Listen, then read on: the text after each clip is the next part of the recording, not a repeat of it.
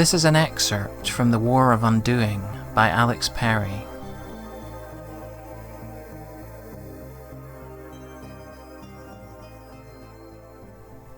Prologue. In the cemetery on Missile Hill, in the city of Eldermoon, in the country of Vumarul, on a still summer's night in the 77th year of the Age of Enlightenment, Zasper Rendell died. Death gave him more time to think than he had expected. As the dagger twisted deeper into his heart, the cloaked figures and silhouetted tombstones melted and left him in a world of memories. The first was of Kylan's soldiers forcing their way into his house in Dawnsgrove. He woke up to the sight of lanterns shining in his face and swords glinting beside them. When their bearers saw he was just a child, they left him with a single guard and moved on to his papa's room, knocking things to the floor with an awful clattering in the dark. He heard Papa's voice shouting out, then silenced. A lower voice spoke, and Papa replied in strained tones that suggested a sword pressed to his neck. Barely breathing, young Zasper slid from beneath his blanket and crept out of bed, but the guard saw and strode forward. "Don't fret," said the human, lifting the boy back into bed. "Your father's done something bad. We've come to tell him not to do it again. You understand?" Zasper did not. "Papa's not bad." "Good people can do bad things," said the human boredly, ruffling his hair with a calloused hand. When the soldiers left, Zasper lay alone in his room. He could not hear any sound from his papa's room, and was too afraid to go in there, so he simply lay between the cold sheets and let his eyes creep around the walls. That was when something that had not happened. He saw a girl sitting cross-legged on the floor in the corner. She looked perhaps 13, with black hair that tumbled untidily about her cheeks. Like him, she was a Vuma. She watched Zasper with green eyes that could have hypnotized a blind man. "Don't mind me," said the girl. "I'm not really here." He recognized her from somewhere, but had no time to recall where before his memory lunged forward, taking him to a quite different place and time. The room seemed to stretch, the floorboards bent and saplings twisted up through the cracks, growing into great trees in seconds. Zasper hurtled from his bed, and when he hit the ground he was running. He was 8 years old.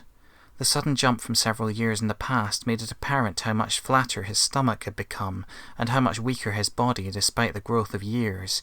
He could only run because he had so little weight to carry. He put his hands to his stomach in confusion before he remembered the chase. Maisana was only a few yards ahead. Their feet pounded faster and faster on the dirt, until at last she leapt onto a broad tree trunk and began to climb, her claws digging like ice axes into the bark. Zasper leapt up after her and dug his claws into the back of her dress. She yelped and they tumbled to the ground. She scowled and he laughed as they both got to their feet. "Not fair," she told him. "You didn't give me a chance." Their game over, they wandered idly through the trees. The woods hid many twisting trails, but Maisana seemed to know every one of them, at least within a mile or two of Dawnsgrove. Zasper never dared come out here without her. "Do you want to see a spell?" she said, as they came to where a shaft of sunlight pierced through the leaves. "My big brother taught me one." Zasper stopped and turned to her in amazement. She had just said a dangerous word, but they were some distance beyond the hill at the edge of town where the windmills stood, and no one was around to hear. "Are you allowed?" he breathed. "No." Grinning, she pulled a spiny leaf from a tree and held it up in the shaft of light. She murmured a few secret words, and the leaf shriveled into a black skeleton of itself.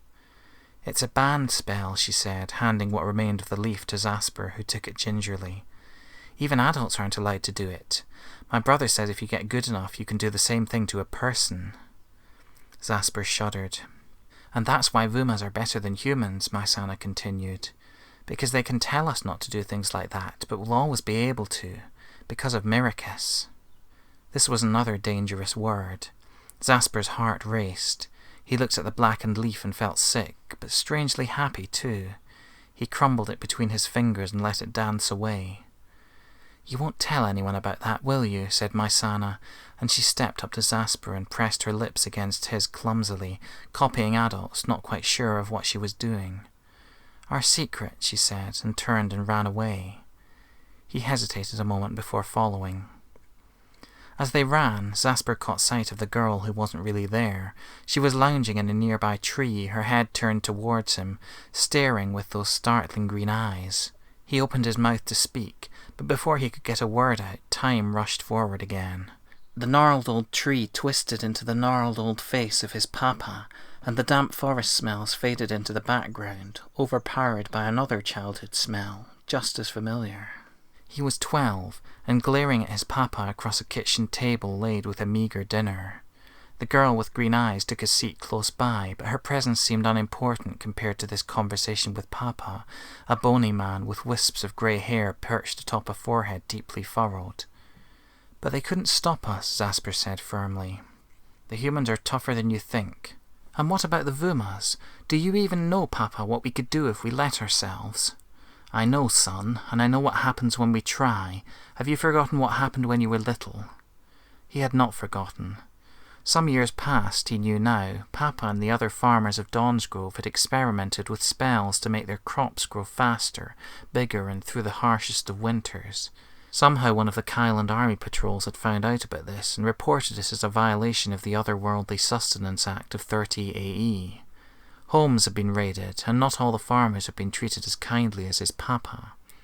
Some had been taken to the human capital of Merry Morning, where, my Sana said, there was a giant prison into which troublesome Vumas were thrown to be forgotten about. Now when patrols came through Dawnsgrove, they checked all the crops to be sure they were shrivelling and dying as nature intended. The town had never been hungrier. "I'm not talking about crop spells, papa. I'm talking about bigger things." Mr. Rendell narrowed his bloodshot eyes. "Who have you been speaking to?" Zasper shifted his bare feet under the table. "No one." Only the girl who was steadily becoming the centre of his world. When they could get time off from working the fields, they spent most of their time wandering the woods together. Now, instead of playing chase, they practiced spells. Well, my Sana practiced. Zasper was still struggling to get started. Often he just sat and watched her as she bent branches and levitated pine cones and zapped bolts of electricity at rabbits and birds. Sometimes he daydreamed about her kissing him again. So far she had not, though she spent more time with him than with any other boy. Other boys had eyes for her, but she had shared her secret only with him, and this bound them together. "I know I told you you can't trust humans, but you can't trust Vumas either," said Papa. "There's some want to fight for a cause, and some that just want to fight. They say there's a war coming. We may all have to fight soon. Shouldn't we be learning?" "They've been saying that for years." "Wouldn't it be a good thing? Look at us, we're sitting on power the humans can only dream of, but we bow to their authority, stay where they put us, eat carrot and mushroom soup for every meal. They force us to live like them, only worse because they're scared of what we could do if we thought we had the right to more. Why don't we do something?" "If you want to go and start a war, the door's right there," said Papa. Zasper did not move, just stared at the old man with the coldness of a child not yet willing to accept an unwelcome piece of wisdom. His papa began eating, bringing their conversation to a close. Zasper did not touch his food. The girl who wasn't really there leaned over to him. "Excuse me, if you're not having any." She took a crust of bread, dipped it in his soup, munched and swallowed. Then she lowered her voice and spoke to Zasper in a whisper. "That was portentous, wasn't it?" Despite the years that had passed since their last meeting, the girl still looked 13. And despite her impossible presence, he couldn't help feeling she looked more solid than anyone else he had seen lately, and also oddly familiar. His surroundings blurred again. Mushrooms hopped out of his soup and arranged themselves on logs as the forest sprouted up around him. It was the summer of his 15th year. The sunset coloured the world a deep orange. The forest rustled with a warm breeze. Zasper was walking with my Sana, who held a flame in her hand to light their path. They were talking of running away together. "To Eldermoon," she said. "They have schools of magic there. I'm sure they'll be able to teach you better than I can. They say they only teach legal spells, but that can't be true. So few spells are legal now, and no human patrols have been there in years. They dare not." My Sana often spoke of Eldermoon. Her brother had journeyed there some years past, and though she had not heard from him since, she interpreted his silence as an invitation rather than a warning. She had been planning her departure for a full season, stockpiling what little food she had to spare, and plotting the safest route to the great city. Zasper contributed to her cache of food, but left the planning up to her. Secretly he rejoiced at the thought of travelling with her into strange lands, but this feeling felt too big to share. "When can we go?" he asked, trying to sound more curious than eager. Sparks shot from her hand as she whirled round to face him, struck by a sudden thought. "We could go tomorrow." "Tomorrow?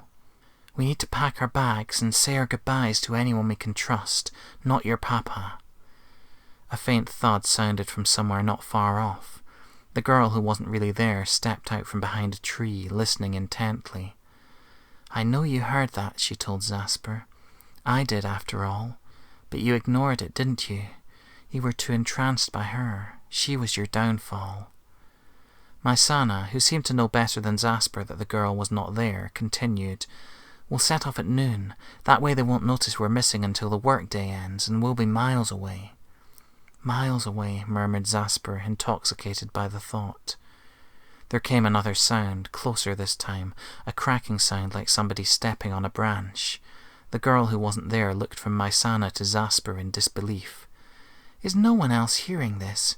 You're just going to stand there staring at each other with that flame in your hand? Well, no wonder your story goes bad. I've no sympathy for either of you." In a sudden flurry of activity, branches parted all around them. Swords burst through, followed by human soldiers in scarlet and silver army uniforms. Maisana threw her flame to the ground and Zasper stamped it out, but too late to keep it from being seen. Probably it would have made no difference anyway. Two soldiers seized Zasper from behind, and another made a grab for Maisana, who dodged out of her grasp and ran for deeper cover. One of the soldiers twisted Zasper's arm behind him, making him cry out. They may have meant this as a warning to Maisana to surrender, but it had the opposite effect. She turned, saw him in pain, and without thinking began firing lightning at the soldiers. The forest flashed white and black as Maisana's spell whirled through the trees, frying leaves and blackening bark. Soldiers dived out of the way. Zasper's captors pulled him into a thicket and threw him to the ground. He spat out a mouthful of dirt and glanced frantically around for the girl he loved. Instead he saw the girl who wasn't there, standing in the midst of the flashing forest, unfazed by the lightning crackling around her. "She's good, isn't she?" the girl called. "I can see why you liked her." Zasper's eyes found Maisana at the same moment as a soldier's sword. He tried to yell her name as she fell in a spray of blood, but thick fingers clamped around his mouth. The lightning stopped. The forest went dark. His eyes stung so much he could not see a thing, but he heard the rattle of the soldiers' chainmail as they moved in on the fallen girl. "Did you kill her?" "No, just knocked her out. She's bleeding, but nothing serious." "Should we kill her now? She's just a kid, doubt she'll know much." "Better not. You never know who knows what in this bloody place.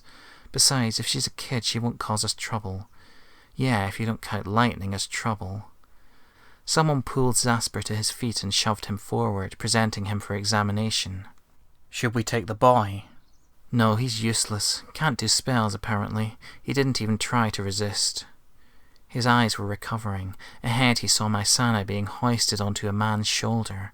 Zasper felt his muscles tense, preparing to unleash a fury of unpracticed magic, or failing that, to charge forward and beat the man into submission. But before he could do anything, another soldier took hold of his neck and breathed thick hot air into his face. "Don't follow us, Squirt." His head slammed against a tree. His knees gave way and he fell unconscious in the leaves. When he awoke, the soldiers had gone, taking Maisana with them. He scrabbled around, pulled aside bushes, ran back and forth looking for some trace of her, even a footprint trail to follow. He found nothing. They must be going to Merry Morning. If he could catch up with them before they got there, then what? They had overpowered Maisana, and she was a talented spell weaver. No, he would have to bide his time, make the journey to Merry Morning by himself, and... A sick feeling spread through him as he remembered what he'd heard about the huge dungeons under the human capital. They would take her there, and she would be locked away where he could never get at her, where he could never see her face again. She was his world, and without her he had no power or knowledge that would allow him to get into the city. His Maisana would suffer at the hands of the humans, and there was nothing at all he could do to save her. He slumped on the ground, pressed his face to the carpet of earthy leaves, and fell into a state of unthinking despair. This mood carried him to his next memory. The ground hardened under his face, squashing his nose, and the murmur of leaves became the murmur of drunken people. When he could bear to, he raised his head. He was sitting alone at a table in the Sorcerer's Rest, the inn where his papa had taken him since his childhood. Mr. Rendell was dead now. Zasper had found him unmoving in his bed 3 days past, claimed in the night by what could have been a creeping illness, hunger, or sheer exhaustion. Earlier today he had been buried in the graveyard just off the road out of town, beside his wife. Zasper's evening had been spent trying to forget everything. Evidently it had not worked. The inn was noisy, brightly lit, and filled with the bitter smell of beer. As a child, Zasper had imagined himself to get drunk just by breathing the air. 3 old men sat nearby, their drinks in their laps, to make room for a card game that sprawled across their table. The girl who wasn't there perched on a barrel by the bar, drinking something she probably wasn't old enough for. And at the table opposite Zasper, a party of Kyland army soldiers, clearly the Rest's drunkest customers that night, laughed and swore. He eyed them with hatred. Redbloods, come to poke around and ask questions and beat Vumas for looking at them the wrong way. "All right, Zasper," said Alice, the pretty barmaid. Zasper looked at her through what felt like layers of film. "Can I have another one?" "You poor dear," she cooed, smiling as she took his glass. "Of course. Let's not worry about your papa's tab till later." She squeezed his shoulder and proceeded to the bar to fill his glass, but as she passed the table of human soldiers, one of them leaned back on his chair and slapped her hard on the bottom. The whole table cackled, and even Alice laughed and wagged a finger at the guilty party. Before he knew what he was doing, Zasper was on his feet and stumbling towards their table. The fight that followed was fragmented as his memories jumped and flickered around him. He saw the soldiers standing up, drawing weapons. He kicked at the table. Drinks splashed over. Arms grabbed at him. He screamed something obscene. He aimed a punch, got one in, aimed another, missed.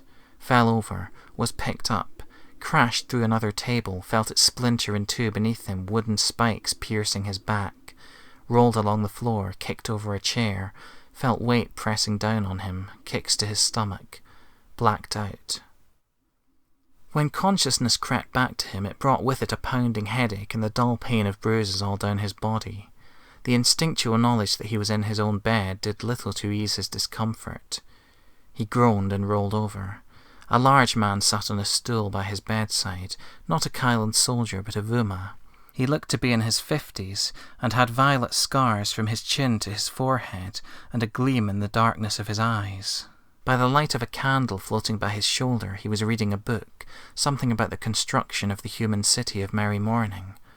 Zasper got the feeling the man knew he had woken, but he did not look up from his book until he reached a convenient stopping point. Then silently he put the book aside, lifted the candle out of the air, placed it back in its holder by the bedside, and looked at Zasper. "I saw your fight with the soldiers," growled the man. "I say fight. It was more a series of kicks to your face and limbs." Zasper tried to object, but his words came out as pained burbles. "You're lucky the rest was busy. If there were fewer eyes around, they might have done a lot worse." "My head." "Shut up. It's all superficial. The worst of the pain is from the drink. You've been hitting it hard since your father's death, haven't you?" "My father's... Ow." "All right, hold still. We can't talk with you in this condition." The man stood, focused for a moment, then put his palm to the flame of the candle. It flickered and waned as he drew on its power. When nothing remained but smoke, he put his hand to Zasper's forehead. Zasper felt a flash of searing hot pain, which surged through his body like the lash of a whip, before vanishing as suddenly as it had come. His headache was gone, leaving just the pain of his bruises and the disquieting sensation that his internal organs were sizzling. "A crude hangover cure I cooked up in my time as the servant of a wealthy human family," said the man, dusting his hands as he settled back onto the stool. Through the curtains and the trees, dawn was breaking. Before long, Zasper's head began to clear, and he sat up. The visitor introduced himself as Brother Ustin, a member of the Brotherhood of Lightning. "The Brotherhood of Lightning," said Zasper, recalling the name. Maisana had spoken of it sometimes, though he had only a hazy idea of what it was, some Vuman rebel organization from long ago. "It still exists." "It has been reformed. Only in Eldermoon, though. Too many army patrols in other towns. But we know there are people all across Vumarul who support our cause." "What is your cause?" "To raise a Vuman army against the Kylan 90, to claim Vumarul once and for all as our land, to topple the human laws that keep us weak and powerless, and to expel all humans from our borders forever. That is our cause. From your actions in the Sorcerer's Rest, I assume you share some of our interests." Zasper scowled. "You don't hate humans the way I do. You said you used to be a servant to them, and you're reading a book by one. This contains vital strategic information on the layout of the human capital. It may have been written by a human, but that doesn't mean it isn't useful to us. My time as a servant was also invaluable in teaching me the ways of humans. You must know your enemy, boy. If the Brotherhood is going to take you, you are going to have to learn to be a little more patient, a little more open-minded. Do you understand, Zasper?" Zasper lowered his eyes. "Yes," he mumbled. "Will you join us?" He thought for a moment. "As long as the Brotherhood is serious, as long as we're going to take back what is ours." "We will," said Ustin. Again Zasper's memory advanced. The room changed. The ceiling slid away to reveal an evening sky dotted with stars. The walls folded back to let in a soft breeze. The candle by the bedside stretched upwards and became an iron street lamp, casting a nauseous yellow-green light over a winding city street. Zasper was in Eldermoon, in the 20th and final year of his life. The girl who wasn't really there circled him, gazing at the city in twilight. "Here we are," she said. "It's closing in on you now. Can you feel it?" Out from the shadows stepped a young woman with a pointy nose and inky black hair that seemed to blend straight into her Brotherhood cloak. It was Violet. Along with Howl, she had been one of his closest friends and training partners since his induction into the Brotherhood of Lightning. "There you are," she said, greeting him with a smile. "We can go down now. Howl is already inside with the prisoner." Zasper followed her down one of the tunnels that led into the dungeons of Eldermoon. Behind them, the girl who wasn't there hurried to keep up on her shorter legs. "I've never been in this position before," he said, heart pounding in his chest as the darkness grew thicker around them. "They've always been taller than me, and they've always had swords, and I haven't seen one since I started training." "Nor have I," said Violet. "How do you think it will feel?" "I can't imagine I'll feel sorry for him," said Zasper, prompting Violet to laugh her high-pitched, unstable laugh. They reached the bottom end of the tunnel and were nodded through a heavy iron door by 2 Brotherhood guards. The door closed behind them with a resounding clang. On this side, only a single lantern hanging by the door provided light. Anyone with permission to venture deeper would by definition have the ability to weave a simple light spell. The air felt musty. Garbled noises, perhaps screams, perhaps the roaring of terrible machinery, echoed from the labyrinth of passageways that surrounded them. "They said it was left here," said Violet, and abruptly took his hand. Zasper conjured a light with his other, and they started down one of the passageways. After a few minutes of walking, they found Hull waiting by a door, a young man with a chiselled jaw and flowing dark hair, but rarely a smile. "He's in here," he said, and they entered. Shackled to a stone chair built into the centre of the chamber facing away from the door, sat a human wearing only ragged trousers. Zasper could hear his low, growling breaths. "The Brotherhood found him and 3 others in the Dinian Hills," said Howl. "It looked as though they were trying to find a way into Eldermoon through the dungeons." "Well," said Violet, addressing the human with a sardonic smile, "you made it into the dungeons, didn't you?" The human lifted his head and grinned back at her from a bloodied face. "This is only phase 1 of my plan, darling, don't you worry. This is all going exactly as intended. Better, as I didn't realize I would have such pretty torturers. Especially you, dear," he added, winking at Howl. "Quiet," said Howl, wrinkling his nose in disgust. "These 2 are here to learn. You need only concern yourself with me. Now, where did we get to last time? I think I was telling you all the 90s plans, said the human. So you were, said Howl. Why don't we pick up from there? My pleasure, sweet cheeks, said the human. Basically, their plan is to turn Voomerul into a gigantic sheep farm. Sheep in Aldermoon, thousands of sheep in Durrock. The Forest of Hob? You guessed it, full of sheep.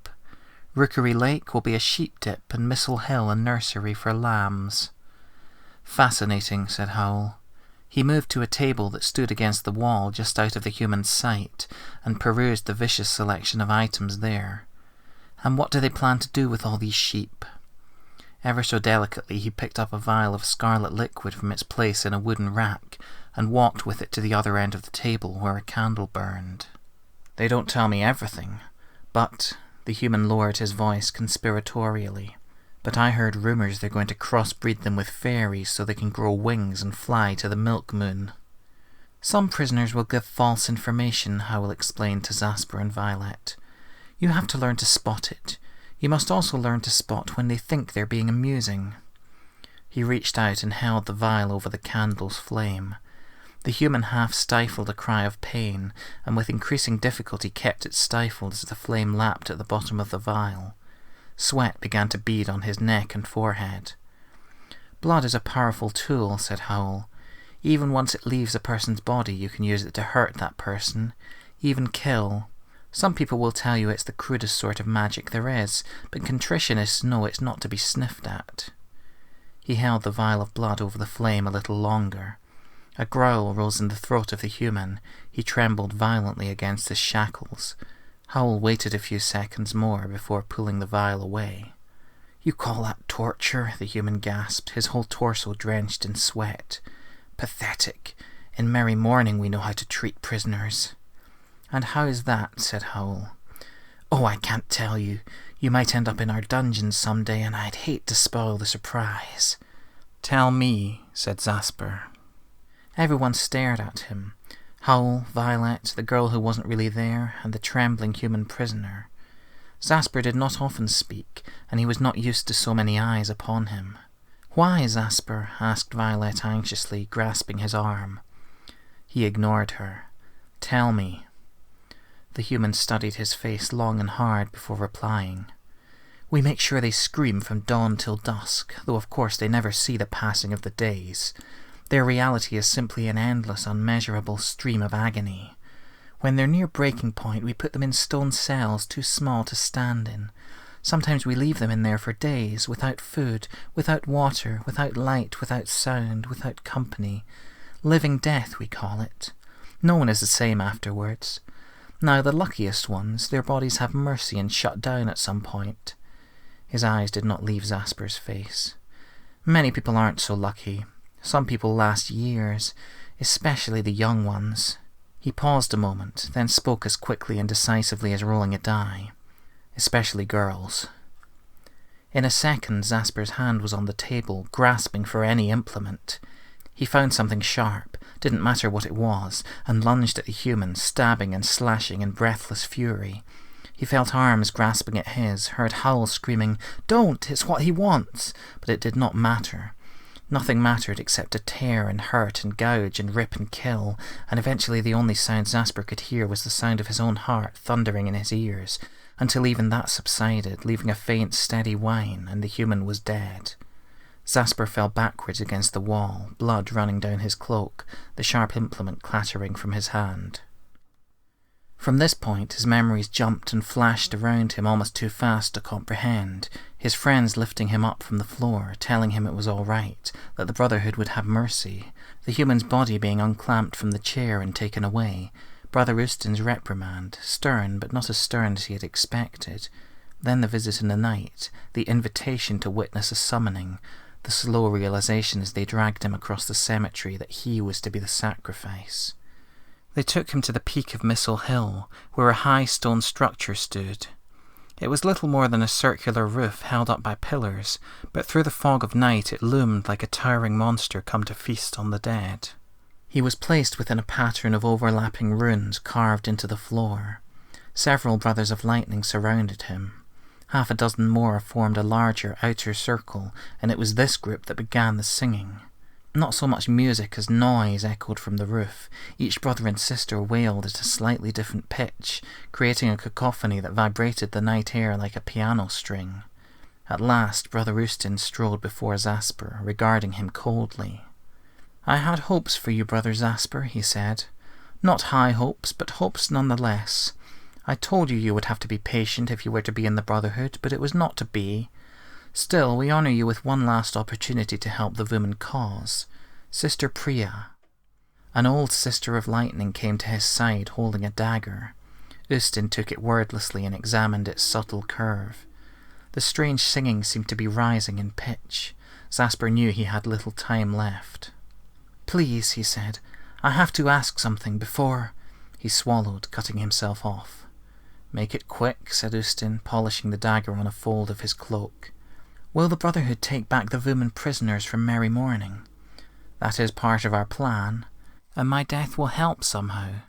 Please, if I know my blood will buy my friend Mysana's freedom, I might die happy. Tell me, what is it you are summoning?" "A bloodbird." A bloodbird? He had heard of bloodbirds. The Brotherhood had summoned them before. "And who is its message for?" "If you must know, it is for 3 humans in Larwell." Zasper gritted his teeth. "What humans?" "You won't have heard of them. Some children who may be useful, that's all." His blood boiled. "This is intolerable," he spat. "What does the Brotherhood want with human children? How can they be important to the cause?" Ustin considered this and shrugged. "They're not necessarily." He gripped the dagger and aimed it towards Zasper's heart. "But they're more important than you." As Zasper's memories caught up to his present, the world inside his mind exploded, and, in the cemetery on Missile Hill, in the city of Eldermoon, in the country of Vumarul, on a still summer's night in the 77th year of the Age of Enlightenment, Zasper Rendell died. Ustin twisted the dagger in his chest, keeping the corpse upright. He nodded to old Sister Priya, who came forward, her hands cupped in front of her. "Come forth, bloodbird of the Under," she said. A small bird hopped from Zasper's chest into her hands. Ustin withdrew the dagger and let the lifeless body fall. The bird chirped as the blood that soaked its feathers dripped onto the old woman's hands and to the stone floor below. Sister Priya lifted it before her face, holding its gaze as another brother tied the wooden message tube to its leg. "Fly now, and let nothing in this world stop you," she said, and thrust it skyward. Without hesitation it fluttered from her hands, ascended into the sky, and disappeared from sight. The ritual over, the cloaked figures filed out of the structure and away across the cemetery. They would leave Zasper's body there. Dawn was nearly upon Eldermoon, so it would not be long before the gravediggers came by to take care of it. That was one advantage of performing such rituals in the middle of a cemetery. It made cleaning up a great deal easier.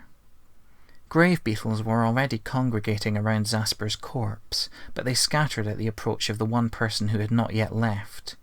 A small foot kicked Zasper gently, turning him onto his back, so he stared up at the stone roof high above, and beyond it the first golden threads of dawn.